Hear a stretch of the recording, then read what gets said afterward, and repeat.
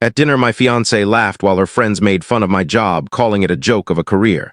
Then she said, "If you're that sensitive, just pay the bill and go." So I did. Now she's the one crawling back. Sup, Reddit. My fiancée told me my job was a clown job. Let her friends take turns mocking me, and then she looked straight at me and said, "If you can't handle a few jokes, pay your share and go." So I did exactly that. I put my card down, covered my part, walked out of that place, and later, I took her money and the future she thought she was too good to share with me. Grabbed some popcorn, things got messy. I'm 31, male.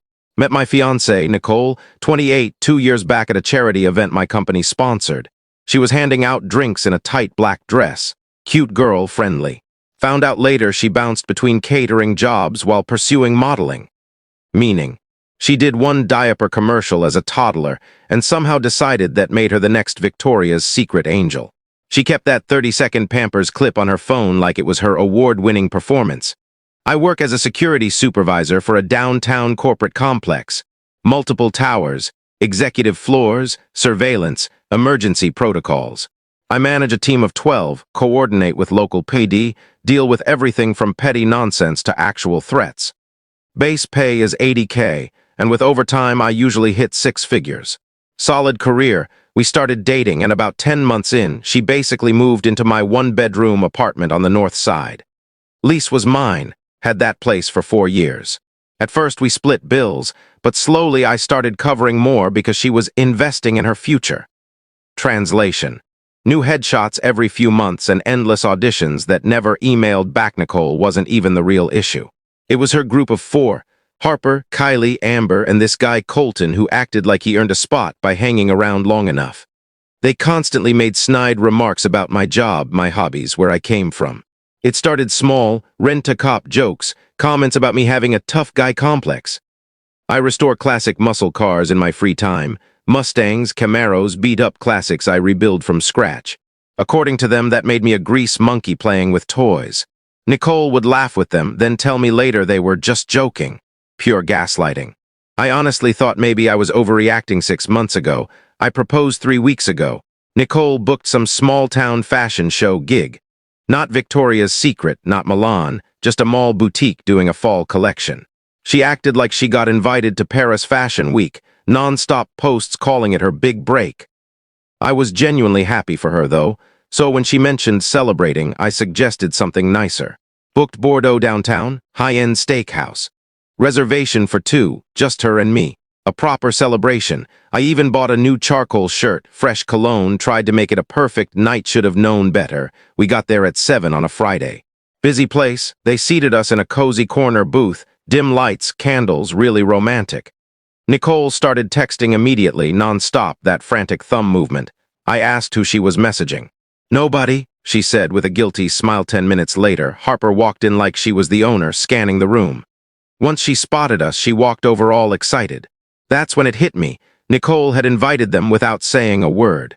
"Oh my God, you guys are here already." Harper slid into the booth beside Nicole, kissed her on the cheek, and didn't even glance at me. I stared at Nicole. "She wouldn't look up, babe," I said slowly. "Did you surprise?" She cut me off. "I know you said just us, but I thought it'd be more fun with everyone. You don't mind, right?" I absolutely minded. Before I could respond, Kylie arrived. She grabbed a menu and immediately started doing math out loud. "Wow, these prices. Austin, is your security guard paycheck okay with this? We should have hit Applebee's." She laughed. Nicole laughed with her. Then Amber came in and the host asked if we needed a larger table. I just nodded, too stunned to do anything else. Colton showed up last. Everything about him screams pretending to have money. Too touchy with Nicole too, hand on her arm, shoulder, lower back. She insisted they were just close friends. Sure, he hugged Nicole way too long, did some handshake routine with her, then gave me a chin lift. "What's up, Austin? Appreciate the invite, man." "I didn't invite any of you," I said quietly. We sat down, ordered drinks. Nicole got a glass of sparkling wine. Her friends ordered $18 mocktails. I asked for a soda. Harper made a face. How very blue collar, everyone kept talking about some breakup drama. I tried to join in. That's when Harper shifted her attention to me. So, still babysitting office buildings, I kept calm. Security management. I just finished training a new team, got them certified in crisis intervention. She slurped an oyster. "Must be great having such an easy job." Not much thinking involved. Just walking around trying to look intimidating. My jaw tightened, but I stayed composed. Actually, it's a lot of risk assessment, strategy, personnel management, coordination with law enforcement. We handle cyber and physical threats. Oh, please, Kylie interrupted. It's not like you need a degree. Nicole has actual talent. She did a commercial when she was a baby. That's the kind of natural, born-for-fame energy you can't teach, Kylie said. I glanced at Nicole. She was grinning, nodding like they'd just congratulated her on winning some major award.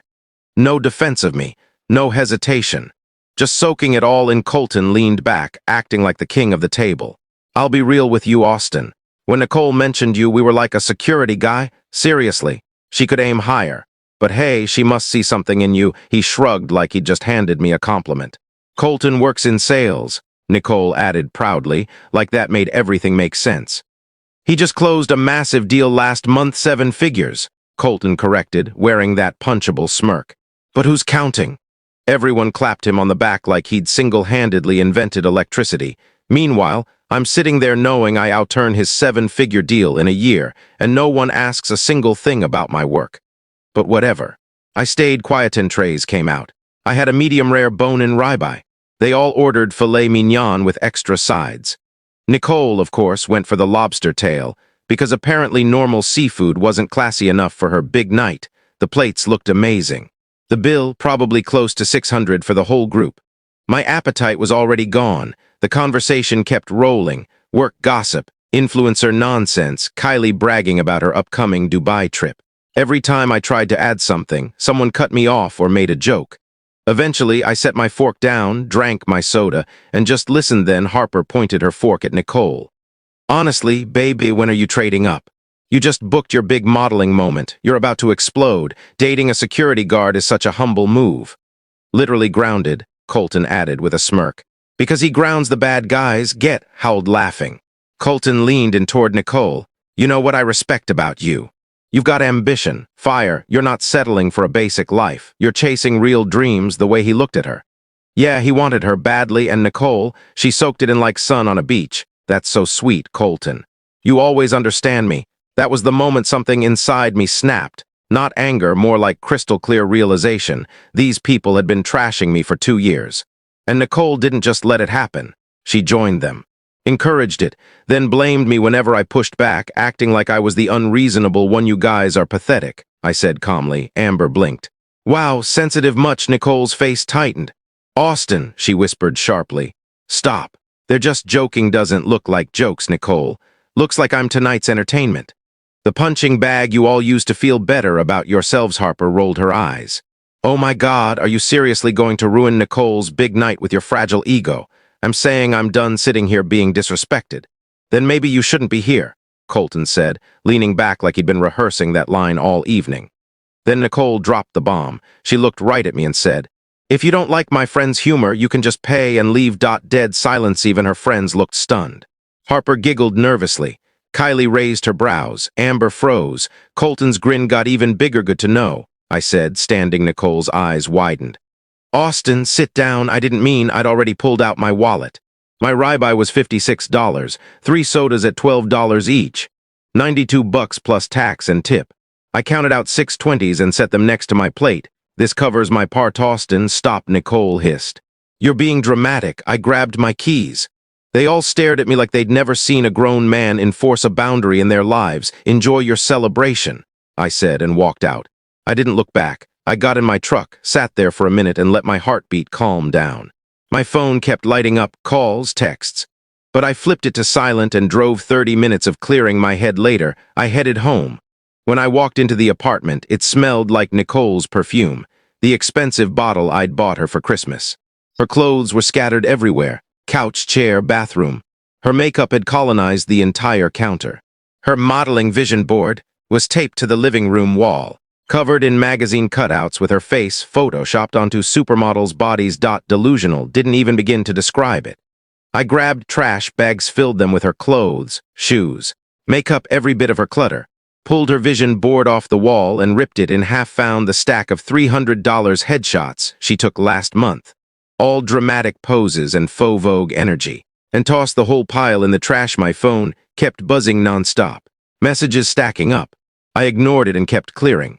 By midnight, I cracked open a soda, sat on a now Nicole-free couch, and finally checked my phone. 63 texts, 41 missed calls, 8 voicemails.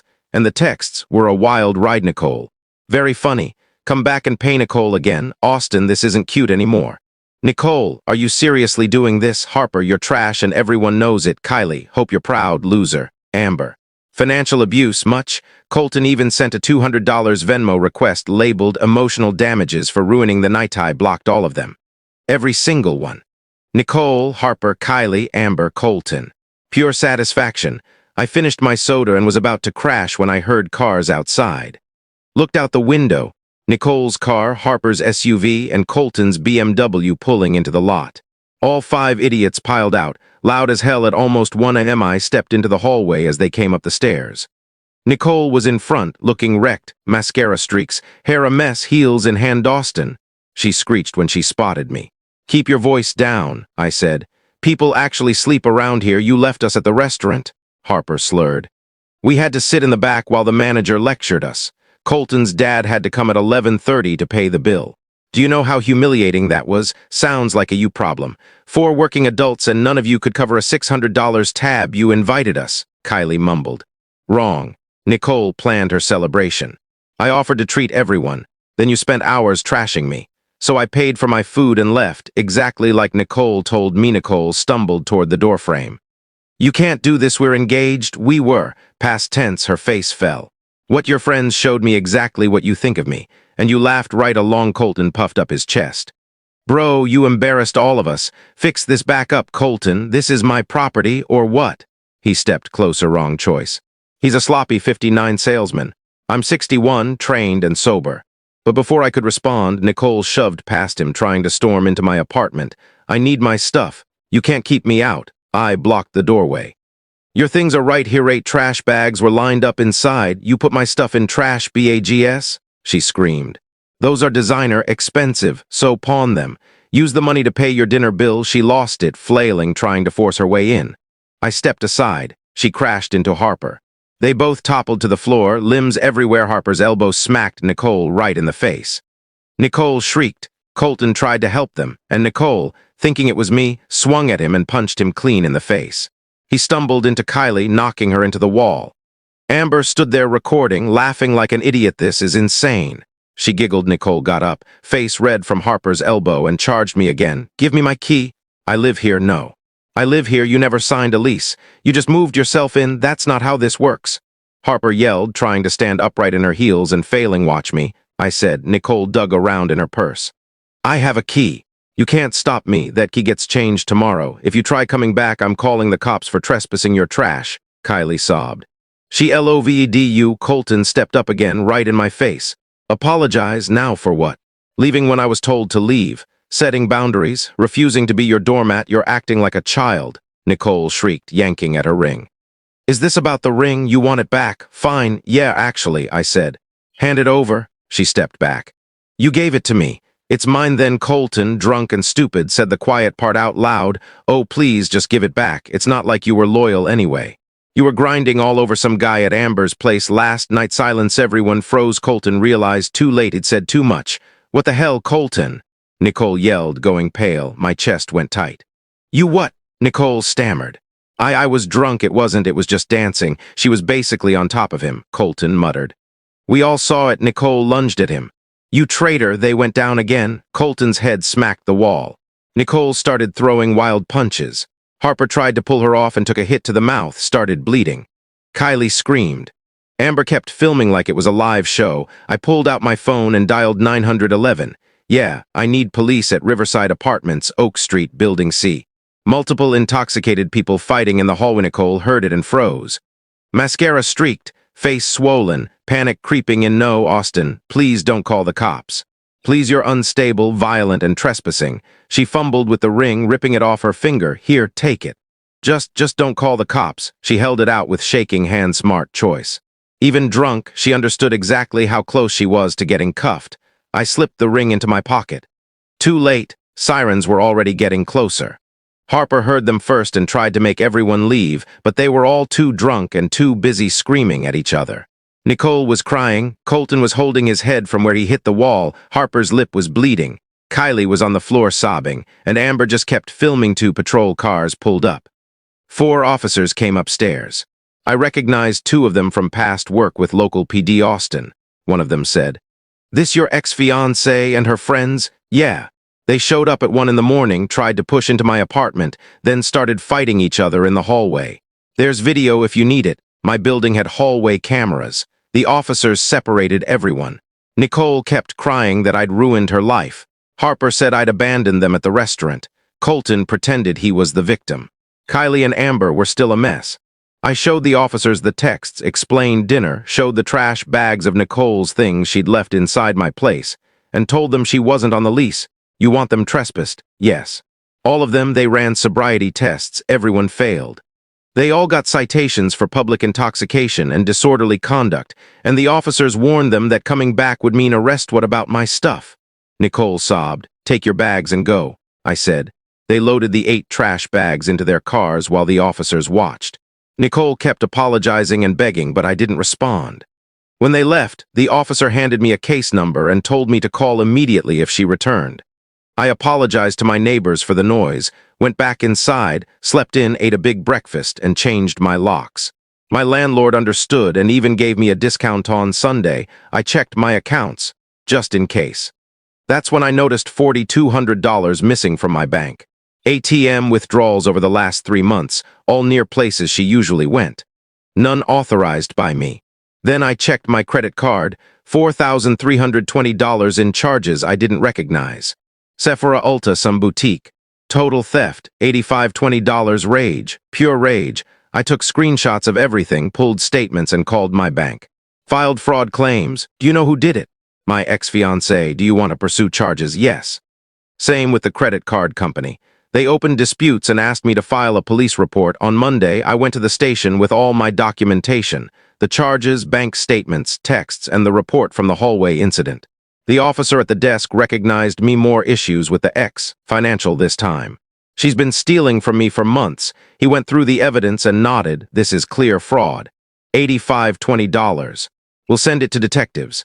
They'll likely file charges, probably theft, maybe identity theft. I filed the report and went home. Then I looked up civil theft laws. In my state, victims can sue for triple damages. $0.8520 times 3 equals $25,560. I contacted a lawyer on Wednesday. After reviewing everything, he said, this is a straightforward civil theft case. She basically documented her own theft by using my accounts over months, bank withdrawals, credit card charges, and the police reports from the restaurant and hallway fight.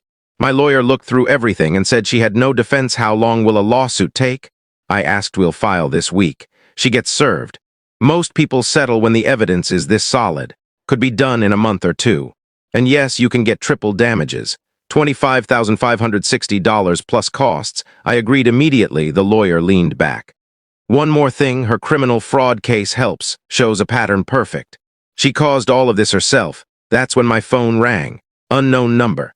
I ignored it twice, then finally picked up Austin. It's Nicole's mom. She said Nicole had been crying for days, not eating, completely falling apart. With respect, I told her, she didn't just mess up. She stole $8520 from me while I was paying her bills. She's facing criminal charges. Her mom went quiet, then sighed. I didn't know. She didn't tell me because she's been lying. She needs therapy and consequences. That's not on me anymore. She understood, apologized, and admitted I deserved better. We hung up.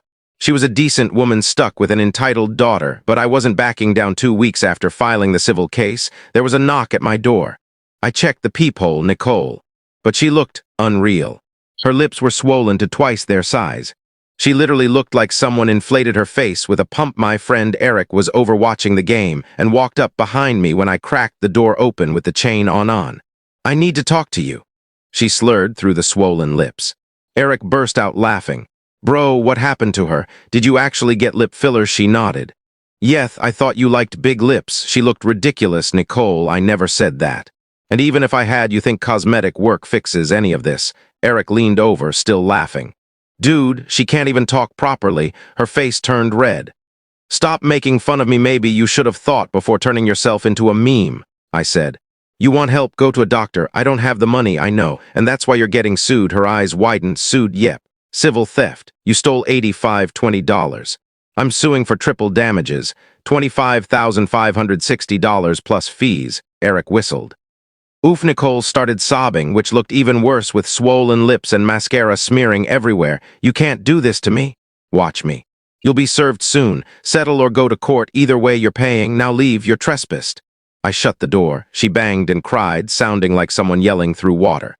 Eric shook his head, laughing. Man, those lips, I called my landlord. Nicole's back, violating her trespass. He said he'd call. Police officers arrived within 15 minutes. They talked to her in the lot, told her she was banned from the property and would be arrested if she returned. She left looking miserable, mascara streaked, lips swollen like a balloon. 2 weeks later, a cashier's check arrived in the mail, $13,720. Her lawyer settled before it got worse for her. She ended up paying me back the $85.20 plus about $5,200 in damages. Not the full triple amount, but my lawyer said to take it. Nicole was broke and her parents had helped cover it. No point dragging it out. I deposited the check and closed that chapter, but her life kept falling apart over the next 9 months. She took a plea deal in March, so the felony fraud charge dropped to a misdemeanor. By April, her modeling agency dropped her too. Brands don't want models with theft convictions. Her big break was gone overnight.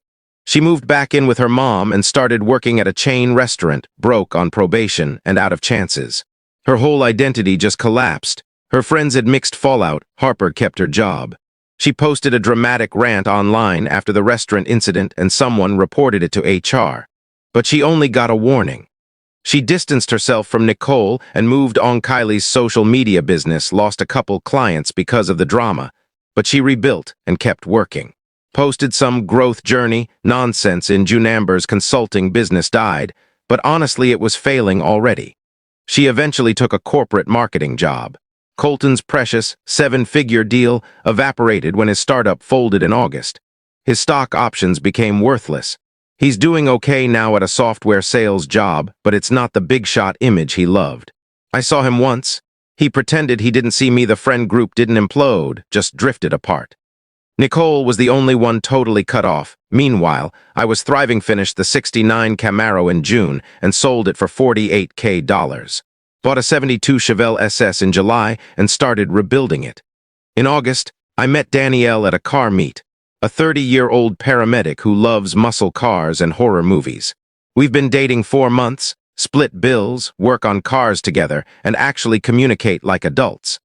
She knows the whole Nicole story and thinks the lip filler incident is legendary. Nicole tried reaching out in October through mutuals. I ignored it. Now it's December. I'm in the garage with Danielle, covered in grease, rebuilding the Chevelle and listening to old rock when the doorbell rings. Nicole is there, hoodie, messy hair, no makeup, looking older than she should. The filler is gone, but she looks exhausted. She freezes when she sees Danielle. Who's that? My girlfriend, I say. Her face falls. You moved on already? I haven't stopped thinking about you. I'm sorry for everything. I know I messed up. Can't we try again? No, she starts crying harder. I'm in therapy. I'm working on myself. I paid you back. You paid because you were sued, I said. Not out of love. She looked at Danielle with bitterness. You replaced me with her. After 2 years, we're not together anymore. That's how breakups work. Her voice rose, ready to insult Danielle. I cut her off calmly. Be careful. You're about to say something stupid. Danielle just smiled. It's fine. I get it. And that was it. Nicole, realizing there was nothing left to salvage, Danielle raises an eyebrow. She peeked in a diaper commercial and thinks she's above people with real jobs. Nicole's face goes purple. At least, Danielle adds calmly. I don't steal from my partner or get arrested for fraud. Nicole steps toward her, and I immediately move between them. Walk away, Nicole. Right now she breaks down. You ruined my life. I lost everything because of you. No, I say. You lost everything because you cheated, stole $85.20 from me, and let your friends treat me like trash. That wasn't one mistake. That was a pattern. I was young. I was stupid. You're 28. That's not young. That's entitled. She's sobbing now. My career is gone. My friends are gone. I'm broke. I'm on probation. I have nothing left. And whose fault is that? She doesn't answer because she knows. Go home, Nicole. Keep doing therapy. Fix your L.